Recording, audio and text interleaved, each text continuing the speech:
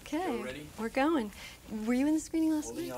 I snuck in for a while. You did sneak in for a while. Yeah. I'm wondering what that must feel like to sit in the back of the house and hear the roars of laughter at moments that only before you and your fellow cast people have shared. Were there any audience surprises, or?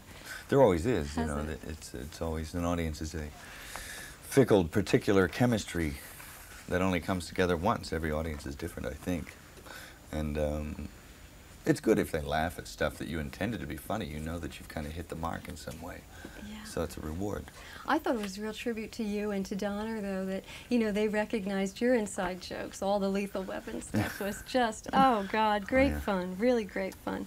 I'm wondering what goes through your mind when you don that Western gear, when you put on that hat. I see you on the donkey in that hat and the lucky shirt. Which one's the jackass? Yeah, right.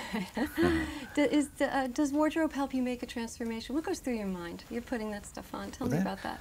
Well, you have to be discerning about what you want it to look like, and how you're going to remain true or faithful or depart from the original material where it came from. So it's all pretty well considered. Because he's not your average dusty cowboy. No, he's not. A little dressy. No. I mean, if you look, one of the things about the old series that I used to be amused by was the fact that Jimmy Garner's hair was never out of place, and he always looked really clean, and he always had really nice clothes. And so we decided to explore the reality of that, in a dirty, funky Western setting. And him getting his shirt dirty really annoys him. It's one of the annoying things of life. Right, right. He's wonderful, Maverick, your Maverick, because he has a sense of fair play. But was it kind of fun to just be lawless? Yeah, sure, it is. That's what it's like with Garner. You see, he eggs on unorthodox behavior. And there's no more fitting vehicle, really, because it's the Western genre is so alive, it's so familiar to people that it's much easier to send it up because it's already understood, in a way. That's good. It's fun. I know. I want to ask you about Garner. That I read that there was a lot of ad-libbing on set. I think my favorite line is, "I smell trouble and refried beans." I know that was yours. Yeah. And I just thought it must be really a luxury to be able to have that kind of a freedom working with someone that's almost like family to you, like Garner. Is there a luxury to that? Yes, tremendous. I mean, we don't even have to talk anymore. It's all kind of sign language and mental telepathy or lepathy or something. Or lethargy, I'm not sure.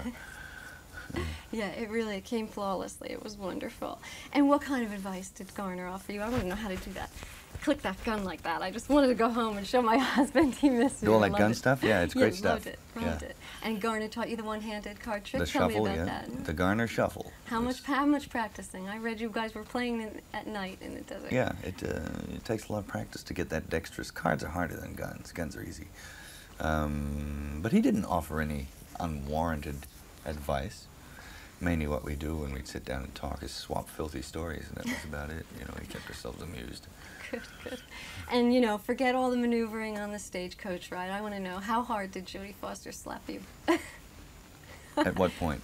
When you're peeking in the window. Get back there. Oh, yeah, she slapped me. She slugged me a couple of times. Not hard. She didn't want to hurt me. Right. And she can hit pretty hard. Yeah. I bet. That's good. No, it was great casting. Lots of fun between all of you. Was it the improvising? I wanted to know a little bit more about that improvising stuff that you guys would do. I mean, would you guys talk about it before you got on set, or would you just get out there and go with it? We sometimes would investigate the possibilities of a scene before we go out and try and get it on its feet. And sometimes you'd come with an idea of what should happen, and a scene may change. The whole focus of the scene might change during the middle of it by the fact that somebody might have said something in the middle of it quite spontaneously. Yeah. I read that Jodie Foster was saying that it's so different for her, that the process of comedy is just really feeling safe enough to trust the spark to come, and obviously you guys all had a great rapport.